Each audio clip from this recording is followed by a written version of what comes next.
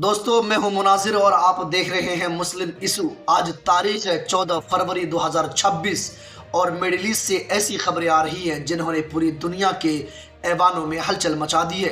आज के शो में हम बात करेंगे डोनाल्ड ट्रंप की उस आखिरी वार्निंग की जो उन्होंने ईरान को दे डाली।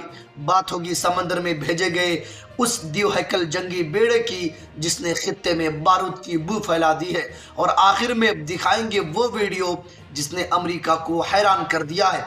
जेलों के अंदर गूंजती अल्लाह अकबर की सदाएं।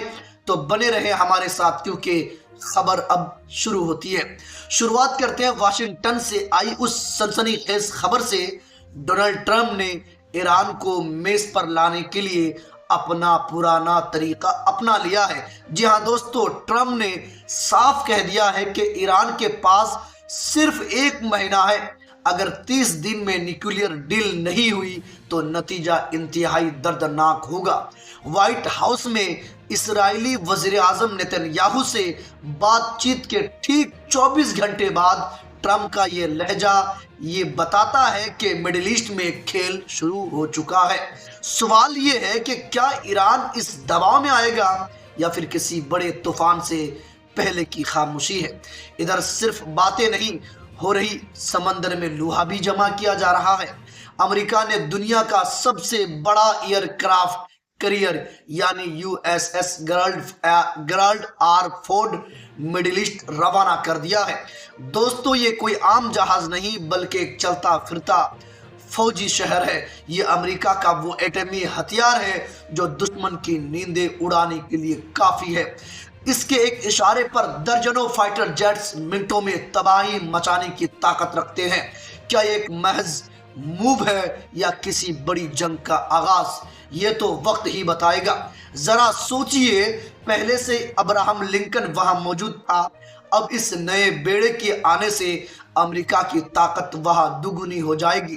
ट्रंप शायद ये पैगाम दे रहे हैं कि मेज पर बात नहीं बनी तो समंदर से आग बरसाने की तैयारी मुकम्मल है। क्या ये सिर्फ प्रेशर गेम है या ट्रंप वाकई किसी बड़ी जंग का मूड बना चुके हैं। अमेरिका की उन धमकियों के बीच ईरान ने भी खामोशी तोड़ते हुए ईरान के सिक्योरिटी चीफ अली लारिजानी ने कतर के दौरे पर 2 टूक कह दिया। कहा कि इसराइल इस पूरी बातचीत को पटरी से उतारने की कोशिश कर रहा है।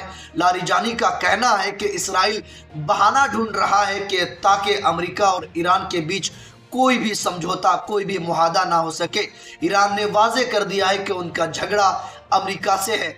इसराइल की इस खेल में कोई हैसियत नहीं, कोई मतलब नहीं बनता। लेकिन वाशिंगटन इसराइल के इस असर से निकल पाएगा या नहीं, यह भी एक सवाल है। जरा ट्रंप की सियासत देखिए। जिस गजा को उजाड़ने के लिए इसराइल को हथियार दिए गए, अब उसी गजा को बसाने के लिए ट्रंप दुनिया से चंदा मांग रहे हैं। 19 फरवरी को वाशिंगटन में एक बड़ा पावर शो होने जा रहा है जहां गजा की तामीर नौ के नाम पर अरबों डॉलर बटोरने का प्लान है। माहिरीन उसे ट्रंप का रियल एस्टेट मास्टर स्ट्रोक कह रहे हैं, यानी पहले तबाही से पैसा कमाया, अब तामीर से कमाएंगे। क्या ये वाकई हमदर्दी है या गजा पर कंट्रोल हासिल करने का नया जाल। बात सिर्फ मिडिल ईस्ट तक महदूद रही दोस्तों। अब जरा रुख करते हैं अफ्रीका के उस साहिल का जहां से आने वाली खबरों ने इसराइल के लिए खतरे की घंटी बजा दी।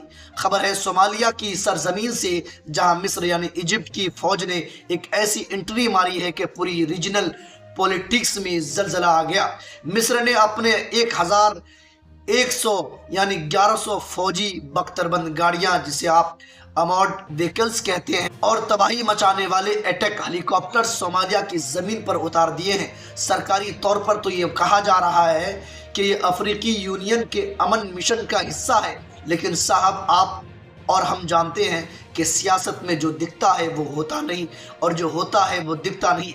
असल कहानी क्या है? असल कहानी ये है कि इसराइल सोमालीलैंड को एक आज़ाद मुल्क के तौर पर तस्लीम करने का डोल डाल दिया है। इसराइल का यह कदम सोमाली की पीठ में छुरा घोंपने की बराबर था और मिस्र ने इसी चाल का जवाब देने के लिए वहां अपनी भारी डिप्लॉयमेंट कर दी है। ये मिस्र का एक बहुत बड़ा स्ट्रेटेजिक मूव है, यानी मिस्र ने साफ कह दिया है कि अगर इसराइल वहां कदम जमाने की कोशिश करेगा तो उसे मिस्र की गन शॉप हेली कॉप्टर्स का सामना करना पड़ेगा।